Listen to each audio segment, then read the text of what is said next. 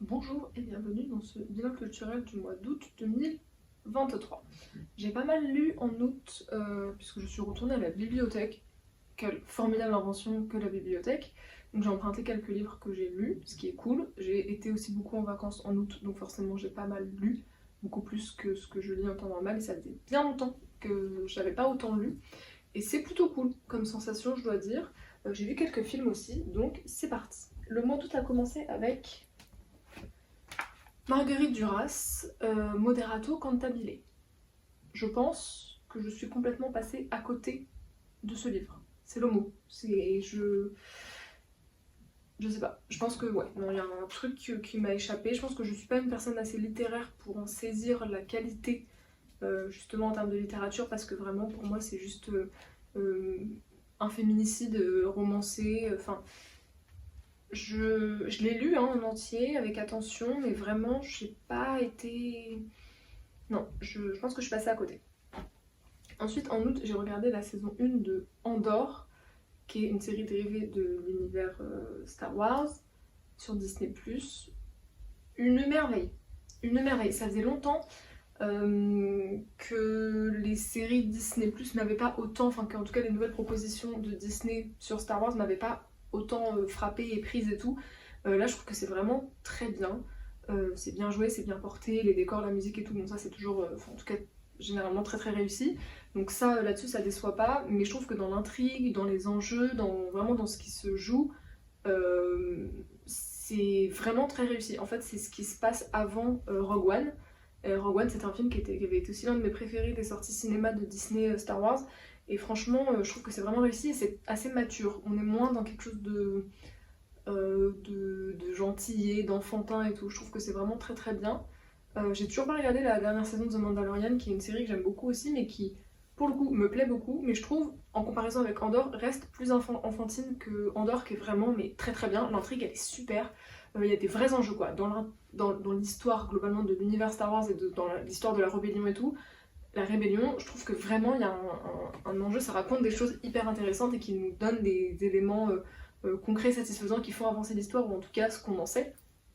Donc c'était vraiment trop bien, bravo Disney. J'ai lu Voleuse de Lucie Brion, qui est une BD que j'avais empruntée, c'est pas la BD de l'année, mais c'est vraiment très très chouette. C'est tout gentil, c'est tout doux. Ce qui est cool, c'est que c'est deux ados, une histoire d'amour lesbien entre deux adolescentes, et qui est pas un sujet central, c'est-à-dire que ça juste normalise le fait que ce soit deux jeunes filles qui s'aiment, et ça c'est assez cool. Oui, j'aime beaucoup et j'ai beaucoup aimé le dessin et l'histoire, ma foi, c'est pas incroyable, mais c'est quand même plutôt chouette. J'ai lu La concierge du grand magasin, je l'ai vu aussi à la bibliothèque et je me suis dit que ça faisait longtemps que je le voyais passer sur YouTube et sur TikTok et tout. Donc je l'ai pris, je l'ai trouvé assez intéressant sur ce que ça nous dit, enfin sur ce qu'on apprend d'un point de vue vraiment très factuel, enfin factuel, j'en sais rien en fait parce que je peux pas vérifier les informations, mais sur toutes ces espèces disparues en voie de disparition et tout, je trouve que d'un point de vue biologique, entre guillemets, genre animalier et tout, c'est hyper intéressant. Et le tout dans un univers qui est celui du grand magasin, qui est assez chouette, assez bien amené, les personnages ils sont plutôt cool. Non, j'ai bien aimé cette lecture. J'ai vu Rendez-vous à Tokyo de Daigo Matsui, qui est un film que je suis allée voir au cinéma. Je suis allée le voir essentiellement parce que le personnage principal est un danseur professionnel, enfin était en tout cas. C'était pas le film de l'année, mais en vrai j'ai passé un bon moment quand même. Mais je sais pas, moi je crois que c'est l'histoire d'une histoire d'amour entre deux gens qui se sont aimés puis séparés. La chronologie elle est pas très claire. En gros, c'est 7 années, enfin 7 dates d'anniversaire, mais pas dans l'ordre chronologique, donc c'est pas hyper clair, c'est un peu brouillon. J'ai l'impression que ça se reclarifie dans la chronologie à peu près moitié passée du film, donc c'était un peu compliqué à suivre dans la chronologie, mais c'était assez chouette. Après moi je crois que ça me cringe toujours un peu les romances, comment on dit, je sais pas. Enfin, je sais pas, ça me cringe toujours un peu les histoires d'amour comme ça, c'est un peu gênant. Enfin, je sais pas. Mais je trouve que c'était bien fait quand même. Dans la relation des deux personnages et tout, c'était assez juste, assez réaliste et tout, c'était cool. Mais c'était pas non plus le film de l'année. J'ai vu Yannick de Quentin Dupieux, Dupieux. Euh, je... J'ai pas passé un mauvais moment, mais j'ai trouvé le temps long alors que le film ne dure que 1 heure. Je pense que c'est pas très bon signe. En vrai, j'ai ri, enfin j'ai souri, c'est rare que je m'esclaffe au cinéma. J'ai souri, j'ai passé un bon moment, il y avait des choses amusantes, il y avait des choses justes, il y avait des choses qui m'ont un peu genre too much. Les gens ont beaucoup surréagi, je crois, dans la salle, avec des rires un peu à outrance. J'ai trouvé le temps un peu long. J'ai pas été aussi transcendée que peut l'être l'internet dans ce que j'ai l'impression de voir de retour sur ce film. C'était pas un mauvais moment, mais c'était pas incroyable quoi. J'ai vu la saison 2 de Heartstopper que j'ai beaucoup aimé. Heartstopper, j'aime trop, c'est un peu. Je retombe dans mes teenage years. C'est trop cool, c'est tout mimi, c'est tout doux, et en même temps c'est assez sérieux dans ce que ça raconte, et en même temps ça donne un modèle. Enfin, pour moi, Heartstopper c'est une série qui est hyper importante dans le modèle qu'elle offre aux jeunes générations. Moi, quand j'étais jeune, ce qui se passait dans. Enfin, les séries qui se passaient dans des lycées, c'était pas ça. Collège-lycée, c'était pas ça du tout. Là, c'est hyper important de. En fait, c'est des jeunes gens qui sont jeunes et à qui on laisse le temps de la jeunesse dans leurs relations amoureuses, comment elles sont construites, dans leur rapport à la fête, leur rapport aux autres et tout. Enfin, c'est des vrais jeunes. Je trouve qu'il y a quelque chose de très réaliste dans le fait que, bah, en fait, quand ils sortent, ils ont des couvre-feux à 23 h. Enfin, voilà, c'est pas des choses. Je sais pas, moi j'ai l'impression que quand j'étais jeune, les séries comme ça, c'était des gamins de 14 ans qui. T'as l'impression qu'ils vivaient sans cadre parental, alors que bah, là, on est dans une réalité. Tous les personnages et de plus en plus sont queer, et ça, je trouve ça hyper chouette parce qu'en fait, bah oui, en fait, ça fait du bien de voir une série où l'hétérosexualité, ça va devenir le truc pas normal. Et ça, je trouve que ça fait du bien, et en termes de modèle que ça offre aux jeunes gens, c'est hyper important. Donc vraiment, en stopper, j'aime beaucoup cette série, et j'ai enchaîné en fait la saison 2 avec la lecture des 4 tomes que j'ai trouvé à la bibliothèque aussi. Donc j'en ai su un peu plus sur le reste de l'histoire, en tout cas ce qui se passera probablement après dans la saison 3.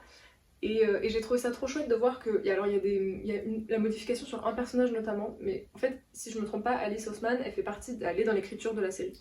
Et je trouve ça trop chouette de voir comment, en fait, la série, c'est pour elle, du coup pour son histoire, pour ses personnages, un espace de développement supplémentaire. Je trouve que c'est assez fidèle et que ça va plus loin dans la série. En tout cas, ça permet de déployer des personnages qui sont très secondaires dans le livre, parce que peu de pages dans la BD qui sont vraiment déployés comme des personnages importants dans la série. Ça, je trouve ça trop bien. Euh, et j'ai hâte de voir comment la série Netflix va s'en sortir des sujets beaucoup plus graves qui sont en train déjà d'être abordés dans la saison 2 et qui sont vraiment dramatiques dans les livres. Donc j'ai hâte de voir comment ça va se dérouler, parce que je trouve que c'est quand même assez juste, même sur Netflix, la façon dont voilà, des thématiques de plus en plus sérieuses et de plus en plus graves sont en train d'être mises voilà, dans l'intrigue de façon assez subtile, assez juste, je trouve. Donc franchement, Heartstopper, vraiment c'est une série trop importante. Voilà, j'espère que c'est un projet qui ira jusqu'au bout, et en tout cas que la série suivra autant que les livres continueront de sortir, et que l'histoire, tant que l'histoire sera pas complètement terminée, conclue par l'autrice, parce que franchement, voilà, je me répète, mais c'est une série essentielle. J'ai lu Les Petites Victoires, qui est une BD de Yvon Roy, ou Roy, je ne sais pas, sur son histoire de papa d'un enfant autiste. C'est tout doux, c'est une lecture toute mignonne, assez chouette, parfois un peu violente, non, mais je trouve que ça donne une réalité aussi de la difficulté que c'est d'être parent d'un enfant autiste, et aussi dans la réalité. Enfin, lui, il est sans filtre et il se cache pas de difficultés que ça a été, de comment il a eu du mal à assumer ça, de comment est-ce qu'il a dû faire le deuil d'un enfant qui vivrait une vie comme tous les autres enfants. Enfin, je trouve ça hyper intéressant dans l'honnêteté aussi qu'il a, lui, dans sa BD. C'est vraiment une chouette lecture. J'ai lu l'Odyssée de Pénélope de Margaret Atwood. C'était une bonne lecture, mais franchement, je m'attendais à mieux. Je trouve qu'en fait, tout réfère quand même beaucoup à Ulysse et à son Odyssée écrite par Homère, et je trouve que, en fait, enfin, je m'attendais à ce que cet imaginaire de ce qu'a pu être la vie de Pénélope pendant les 10 années, enfin les 20 ans où elle a attendu Ulysse, enfin les 10 ans de guerre, puis les 10 ans de retour, le voyage retour, enfin, ça m'a manqué de plus d'imagination. Enfin, de toute façon, c'est un roman, c'est inventé, donc je m'attendais à ce qu'il y ait plus d'éléments justement inventés et apportés à l'histoire de cette femme. Je trouve que Alors on perçoit évidemment tout ce qu'elle a géré, et enfin voilà, à quel point en fait Pénélope c'est celle qui a géré tout le royaume pendant l'absence de son mari et tout, mais je trouve que en fait ça réfère quand même beaucoup à Ulysse, à ce que lui en parallèle il est en train de traverser, et de surtout, je trouve que c'est beaucoup déhéroïser Ulysse, c'est-à-dire dans toutes les aventures incroyables qui lui sont arrivées, peut-être ramener ces aventures mystiques et incroyables à une réalité un peu plus trash, un peu moins héroïque. Ça c'est cool, mais je trouve que du coup on n'a pas tant de choses que ça sur Pénélope. Donc j'ai été un peu déçue à cet endroit-là, mais pour autant c'était pas une mauvaise lecture. Mais en tout cas je suis contente de l'avoir emprunté et pas acheté, parce que pendant longtemps j'ai voulu acheter ce livre, et ben en fait je suis contente de ne pas l'avoir acheté. Euh... Ensuite, je suis partie en voyage, donc ça, je ferai une vidéo plus spécifique sur mon voyage, mais j'ai lu pendant mon voyage, donc je vais mettre les livres que j'ai lus dans ce bilan, mais j'ai fait pas mal de musées en voyage, dont je parlerai dans la vidéo voyage. Beaucoup de mots pour pas grand chose. J'ai lu Le Tour des arènes de Annie Dupéré, qui est une lecture, ma foi, très chouette. Ça se lit très facilement. C'était une très bonne lecture pour un voyage, pour les vacances. Ça se lit très facilement, l'histoire elle est bien ficelée, les personnages ils sont cohérents, bien écrits. Ouais, je trouve que c'est la façon dont l'histoire est centrée sur cette femme, sur elle, ses envies, sa vie, ses problèmes, ses traumatismes et tout. Enfin, je sais pas, je trouve que tout est assez bien ficelé. J'ai pas envie de trop en dire pour pas spoil, mais je trouve que c'est vraiment... ça se lit tout seul. Et encore une fois, ça fait du bien de lire des choses qui se lisent facilement. Et ça fonctionne bien. Ça fonctionne plutôt très bien comme livre. Donc c'est une bonne lecture. Après ça, j'ai lu... Oh là là, alors ça c'est mes grandes... Ça, ce sont mes deux grandes découvertes littéraires de l'été. J'ai découvert Jayli Amadou Amal, qui est une autrice, dont j'ai d'abord lu Cœur du Sahel, qui est le deuxième roman. Et après avoir été absolument subjuguée par Cœur du Sahel, j'ai acheté et lu Les Impatientes, qui est chronologiquement son premier roman. Dans ces deux livres, l'autrice, qui est camerounaise, s'intéresse, donc en fait dans Les Impatientes, elle s'intéresse aux femmes riches du Cameroun, les femmes de...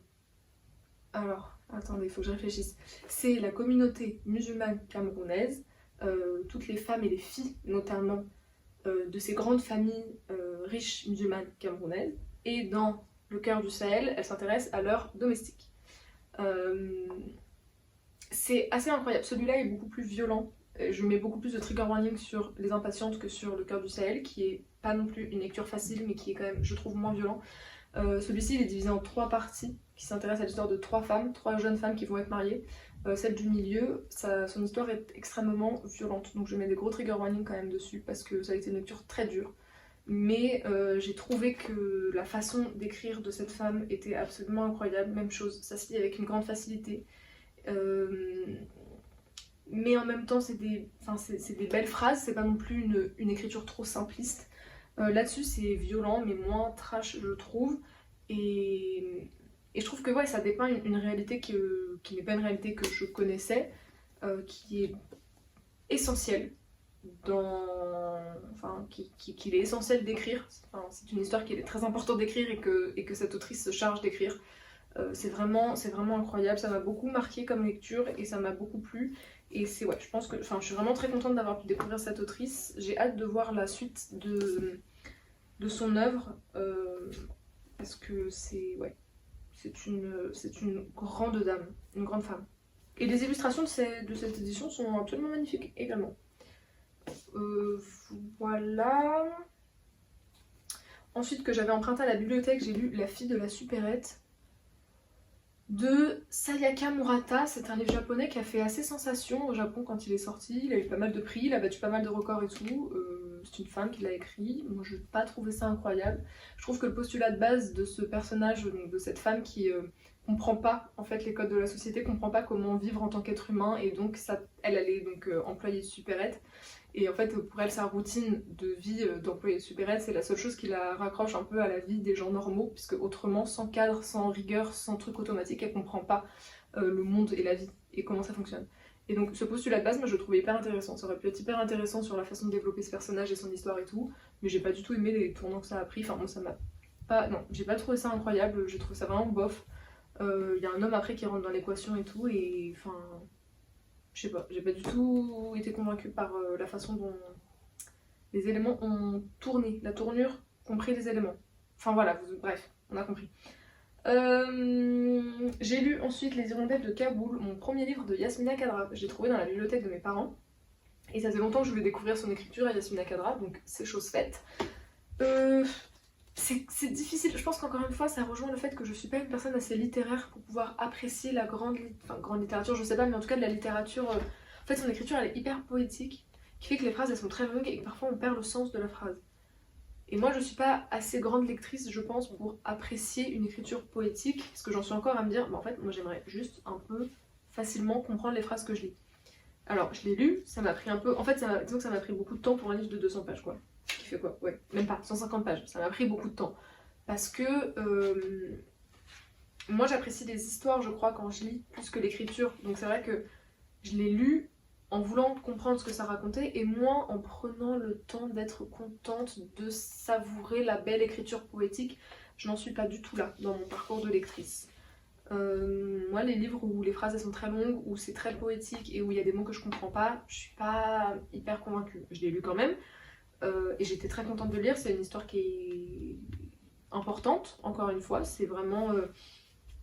voilà, c'est hautement politique sans se... Enfin, c'est pas un traité politique, c'est pas un essai, c'est un roman, c'est de la fiction, mais qui est de fait hautement politique et qui est très intéressant, que j'ai vraiment, voilà, j'ai apprécié la lecture parce que j'ai apprécié l'histoire, etc. Mais c'est vrai que cette écriture très poétique, moi j'en suis pas à l'apprécier. Donc je lirai d'autres livres de Yasmina Khadra quand même, parce que je pense que tous les sujets qu'aborde cet auteur sont importants dans ses livres et tout. Mais je mets quand même voilà, une petite réserve sur cette écriture très poétique. Peut-être qu'un jour j'en arriverai à apprécier la poésie en littérature, roman, quand je serai une lectrice plus aguerrie, mais pour l'instant ça n'est pas encore le cas.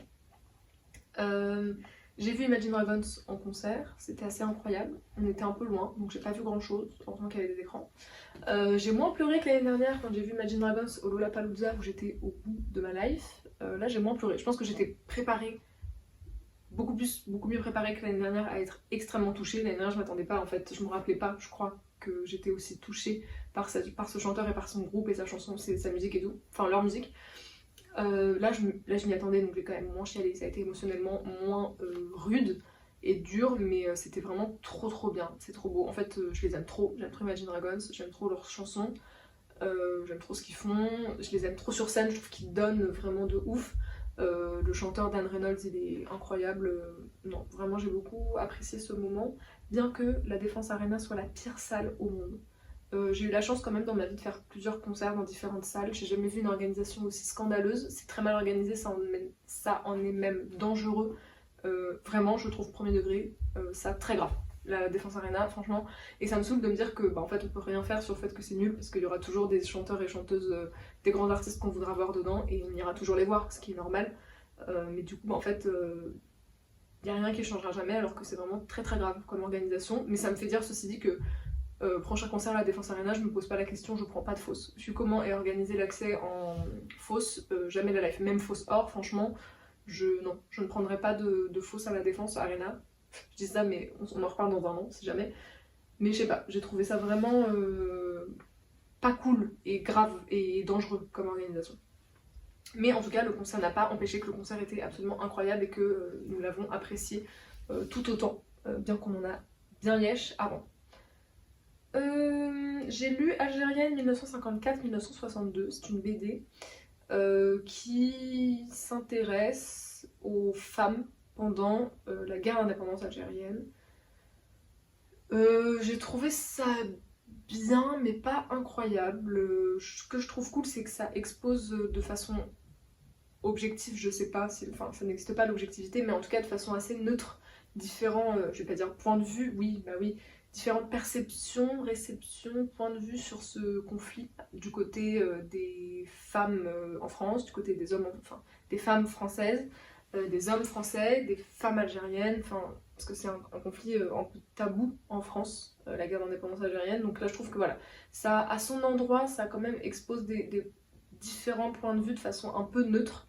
Donc ça c'était cool, mais je l'ai pas trouvé incroyable. J'avoue que je trouvais que le plot, l'enjeu, le résumé, il était plus vendeur que ce que j'ai lu. Mais ça n'a pas empêché que ce soit chouette. Mais je trouve que voilà, ça expose quand même une violence, une réalité d'une grande violence qu'il est important de lire. Donc c'est cool que ça existe. Mais c'est pas pour moi l'ouvrage de l'année. En tout cas, c'est pas ma lecture de l'année, quoi. Ensuite, j'ai vu Petite Maman de Céline Sciamma. Je sais jamais si son nom se prononce Sciamma ou Sciamma. Je ne sais pas. Petite Maman, donc, qui est sortie en 2021. Je crois que c'était l'une des premières sorties post-Covid, ce film. Je me rappelle de l'avoir vu passer, mais j'étais pas allée le voir en salle. Je l'ai trouvé trop doux. C'est un film en petit comité. Il n'y a pas beaucoup de personnages différents. C'est un peu huis clos, c'est-à-dire qu'il n'y a pas énormément d'endroits où se jouent les intrigues, mais j'ai trouvé ça très juste. C'est pas un huis clos parce que c'est pas non plus enfermé, il y a différents espaces, mais enfin voilà. Je l'ai trouvé très juste, je trouve que c'est un film qui répare. C'est jamais évident, je trouve, les films avec les enfants, parce que le jeu des enfants, la façon de les faire jouer, de les diriger et leur de fait non-expérience du cinéma et tout, ça donne parfois des choses plus ou moins réussies. Là, les jeux, globalement, que ce soit les enfants, enfin les petites filles ou les adultes qui les entourent, j'ai pas trouvé ça incroyable, mais je trouve que c'est pas l'objet du film. Moi, j'ai trouvé que c'était un film qui est assez doux et un film qui répare. C'est vraiment le terme que la notion que je mets dessus, parce que c'est un film réconfortant. C'est une petite fille qui vient de perdre sa grand-mère, qui, avec sa mère et son père, va vider la maison de cette grand-mère, et qui fait la rencontre de sa maman quand elle avait son âge.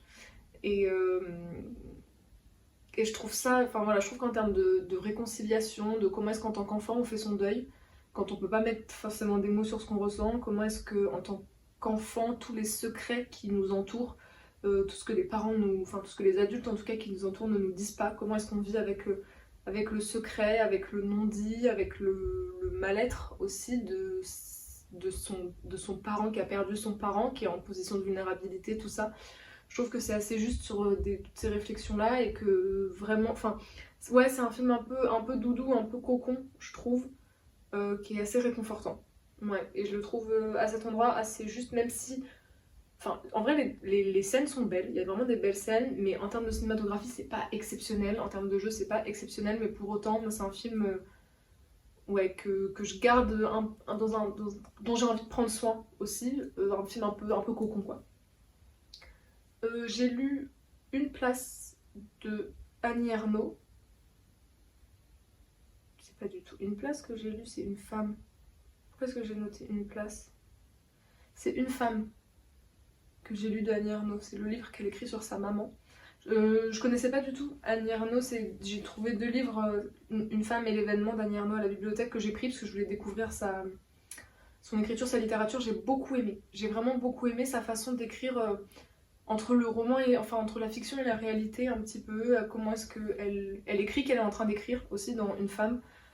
J'ai vraiment beaucoup aimé, c'est hyper touchant évidemment, puisqu'elle raconte, en gros c'est tout ce qu'elle a écrit juste après le décès de sa mère, parce qu'elle avait ce besoin d'écrire, qu'elle a mis en livre, c'est assez exceptionnel. Dans l'événement, j'avais vu le film qui m'avait un peu traumatisé mais que j'avais beaucoup aimé l'année dernière, en 2021 je crois, 22, 21.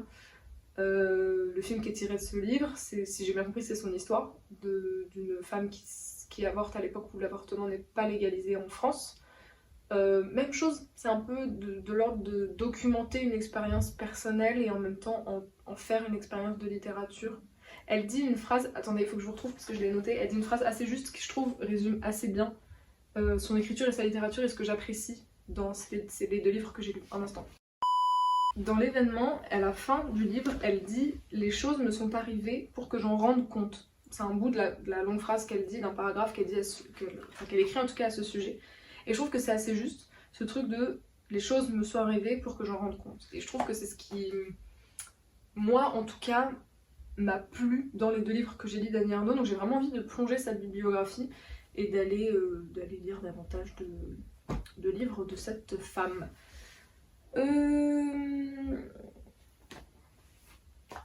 Un maillot pour l'Algérie, c'est une BD qui raconte l'histoire de la constitution de la première équipe nationale de football, équipe algérienne, alors que l'Algérie n'était pas indépendante. C'est une aventure sportive et évidemment hautement politique, c'est hyper intéressant. Je trouve que c'est tout un volet de l'histoire, encore une fois, de ce conflit, de cette guerre d'indépendance algérienne. C'est tout un volet dont j'avais pas du tout connaissance, vraiment pas, et c'est vraiment... je trouve ça hyper intéressant comment, en fait, oui, ok, ils font du sport, mais en fait, c'est des militants et des soldats et des combattants, au même titre que ceux qui sont sur le front, qui se battent contre les armées françaises pour l'indépendance, parce que ce qu'ils font, c'est hautement politique et c'est tout aussi important que d'être sur le front. Et je trouve ça hyper intéressant comme histoire, déjà, parce que je la connaissais pas, et vraiment comme enjeu derrière cette histoire qui pourrait paraître anecdotique, à savoir une équipe de foot, alors que ça n'a rien d'anecdotique et que c'est hautement politique, c'est vraiment hyper intéressant. Pour me remettre du concert d'Imagine Dragons, On soigne le mal par le mal, j'ai regardé le live de leur concert à Las Vegas, qui est sur Disney+, qui est un film de 2 heures et quelques, qui reprend, donc il y a tout le live de Vegas, mais c'est entrecoupé d'interviews, un peu d'images d'archives de leur début et tout, et je l'ai trouvé trop bien, et encore une fois, je trouve que dedans, tout le groupe, les musiciens comme Dan, disent des choses hyper intéressantes sur pourquoi ils font ce qu'ils font, et moi ça m'a permis vraiment de mettre des mots sur la raison pour laquelle j'aime autant, enfin en tout cas pourquoi je suis autant attachée à leur musique, et j'ai trouvé ça vraiment hyper chouette, et je suis hyper contente parce qu'au début j'étais un peu en mode non mais là vraiment tu te fais du mal, là ça n'est pas nécessaire de revoir un concert alors que tu sors du concert et que, enfin juste il faut passer à autre chose, ce n'est pas un bon moyen de passer à autre chose. Mais je suis contente de l'avoir fait parce que, bon, outre le fait que c'est trop cool de les entendre en live à nouveau même si c'est enregistré, et en plus il y a vraiment tout cet apport de leurs interviews et de leurs mots, les mots eux qui mettent sur leur musique et sur leur façon de travailler et sur pourquoi ils font ce qu'ils font, qui moi m'ont vraiment parlé à l'endroit de pourquoi est-ce que moi je reçois leur musique de la façon dont je la reçois, quoi. C'est pas très clair, mais je comprends ce que je veux dire. J'ai vu Anatomie d'une chute. Je pense que je vais parler pendant une demi-heure de ce film dans une vidéo dédiée parce que c'est un film que j'ai trouvé absolument exceptionnel, qui m'a genre un peu, enfin chamboulé, mais dans le sens où je suis sortie du cinéma complètement exaltée par la vie, par le cinéma, par les femmes, par l'art. C'était une expérience incroyable et donc je pense que ça mérite un temps dédié. Mais en tout cas, c'était incroyable. Alors j'ai vu un tout petit, très court métrage de 6 minutes qui s'appelle Anxious Body de Yuriko Mizushiri. Je l'ai, parce que sur ma plateforme Arte, là, de la médiathèque, je l'avais mis en favori, je me rappelle pas pourquoi. Donc je l'ai vu, je l'ai regardé, j'étais un peu déconcertée, j'ai pas trop compris. j'ai pas trop compris. Je sais pas ce que j'ai regardé pendant 6 minutes, mais je l'ai regardé. Mais ça m'a permis aussi de réfléchir, de me dire est-ce que c'est pas, enfin, c'est pas s'il faudrait ou pas, mais je me demande si j'ai pas envie aussi de regarder plus de formats différents. Parce qu'un film, mine de rien, ça prend du temps. Et de me dire que sur les soirées où j'ai pas envie de me coucher tard, ou alors quand j'ai un peu moins de temps, plutôt que de regarder une vidéo YouTube, est-ce qu'il faudrait pas que je m'intéresse davantage aux courts-métrages? En fait, ça dure le temps d'une vidéo YouTube, mais c'est du cinéma. Donc est-ce que ça... Ouais, je sais pas. Ça m'a en tout cas ouvert cette réflexion. Et la dernière chose que j'ai fait en août, et pas des moindres, c'est d'aller voir The Virgin Suicides au cinéma de Sofia Coppola. Ça fait très longtemps que je voulais voir ce film, et là j'ai vu qu'il était chez Pathé. Je sais pas s'ils l'ont remaster ou pas, mais en tout cas il passe chez Pathé. J'étais trop contente de pouvoir le découvrir au cinéma. Ça c'est un peu mon grand plaisir de la vie. Des films un peu classiques que je veux voir depuis toujours, enfin classiques ou pas, mais des films que je veux voir depuis fort longtemps, que j'ai la chance de voir sur grand écran, c'est vraiment, j'en tire une satisfaction assez immense. Je sais pas trop ce que j'ai pensé de Virgin Suicides. Ouais, j'étais un peu déconcertée. C'est assez déconcertant comme cinéma, je trouve. La BO est incroyable, ça il faut le dire. Ouais, je sais pas ce que j'en ai pensé. Je trouve que c'est dans le rythme, dans les événements, dans les points de vue, dans le regard porté sur... je sais vraiment... Ouais, je suis encore un peu décontenancée par ce que j'ai vu. Je crois que j'ai aimé. Je crois vraiment que j'ai aimé ce film. Je sais pas si c'est un film qui se voit ou qui se revoit plusieurs fois, ou qui se voit une fois et qu'on laisse comme ça infuser dans l'esprit, mais en tout cas oui, ça s'est terminé et j'étais un peu confuse. Un peu confuse. Je sais pas si j'en ai vu trop, si j'aurais voulu en voir plus, en savoir plus ou en savoir moins. Je ne sais pas. Je ne sais pas. Mais Cinéra Meuf avait fait un épisode hyper intéressant, le podcast Cinéra Meuf, sur ce film. Je l'avais écouté à l'époque et ça m'avait encore plus donné envie de voir le film. Peut-être que je le réécouterai maintenant que je l'ai vu. En tout cas, c'était intéressant pour sûr. Je suis très contente de l'avoir vu. Je pense que vraiment que j'ai bien aimé et que les réflexions portaient aussi sur ces femmes, sur ce qu'elles infligent à ces hommes qui leur ont infligé cette objectification toutes ces années. Un peu, je trouve que c'est, enfin, ce qu'elles finissent par leur faire, c'est un peu la vengeance sur toutes ces années où eux, ils ont passé leur temps à les observer, à les reluquer, à les mater. À les prendre pour des objets, ça je trouve ça assez juste, un peu comme se dire en fait c'est un peu leur vengeance sur tout ce qu'elles ont vécu. Je sais pas, mais ouais, je crois que j'ai vraiment bien aimé ce film quand même. Donc voilà pour le mois d'août 2023.